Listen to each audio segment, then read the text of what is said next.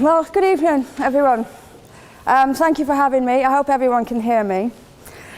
How to respond to a lot of this? First of all, on the bar, you said you admitted yourself that the bar had been set quite high.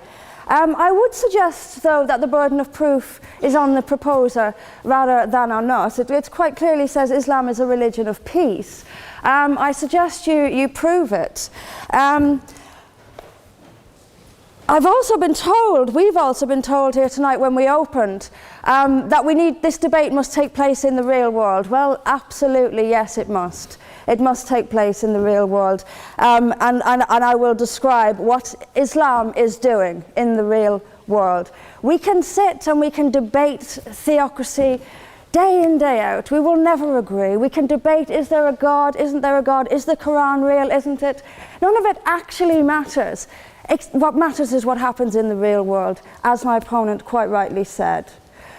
My side of the argument is regularly told that we've heard it again tonight, we were described somewhat as hate. We were told that we are demonizing Islam, whipping up fear of Islam. Not the first time I've been accused of this, probably won't be the last.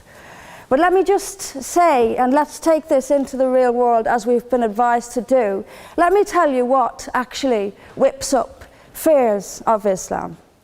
We would take it from the top: 9/11, the London Underground bombings, Madrid, Mumbai, Mali, Bali, northern Nigeria, Sudan, Afghanistan, Saudi Arabia, Iran, Yemen, Pakistan, death for apostasy, death for blasphemy, death for adultery, death for homosexuality, gender segregation, gender discrimination, unequal testimony between men and women in legal proceedings, child marriage, amputations, beheadings, imprisonment for being raped, anti-Semitism, burqas, execution, as I've said, for this, that and the other, the slaughter of Theo van Gogh on the streets of Amsterdam, death threats on the streets of London, butcher those who insult Islam, Muslim patrols in East London telling people they are entering Sharia-controlled zones, polygamous marriages, marriage not requiring the consent of the bride.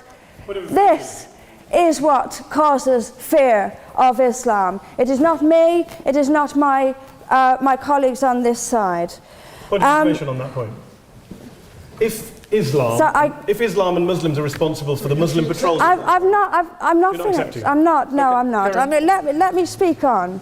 But the point is that it is not I or my fellow debaters on this side who are causing fear of Islam. It is the actions of Muslims that are causing fear of Islam. That is the real world. That is where we actually live. Then we'll be told that this is just the extreme fringe of Islam. Well, let me have a look at Saudi Arabia. Saudi Arabia is the birthplace of Islam, the custodian of its holy sites. In Saudi Arabia, a woman is not allowed to drive. She is not allowed to leave the house without a mahram. She is not allowed to vote, although they've been incredibly generous by allowing some votes in the next elections. This is apparently the extreme fringe of people are executed for blasphemy, executed for apostasy.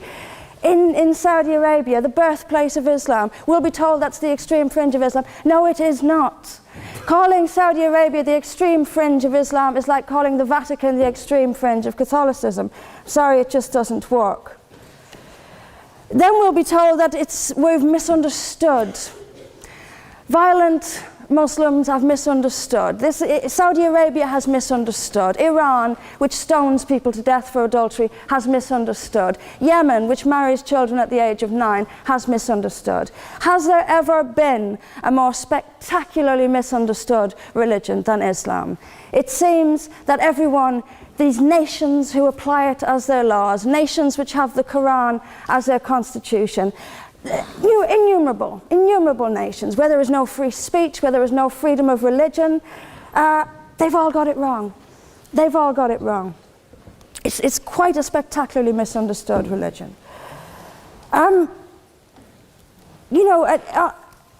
There's just so much. I'm constantly told as well that I need to respect Islam. I'm never quite given a good enough reason why. I am under no greater obligation to respect Islam than I am any other beliefs. I'm under no more obligation to respect a woman oppressed in the name of Islam than if she is oppressed by the BNP or anyone else.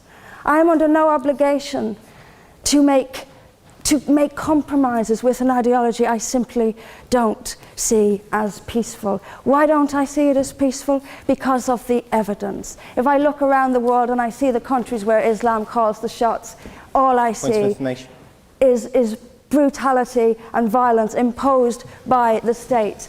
We were told that peace is not just the absence of violence but the presence of justice. Absolutely. I do not see how in a nation where, as the only woman here, I have some particular issues with the way women are treated in Islamic states. Now you can argue that they've got it wrong.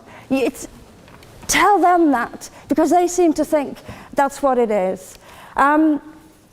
Yes, I mean, there's so much to say about it, but is there a peaceful Islam? Yes, there is. It's in the hearts of peaceful Muslims. Unfortunately, though, there's also a rather more objective Islam, and peaceful Muslims have to do some really rather creative interpretation, like the command to beat her. I've seen Muslim women. I didn't stand up for you. You're allowed to. Well, I didn't. So if you could just have a bit. I knew this would happen. I knew this would happen, by the way. I knew this would happen.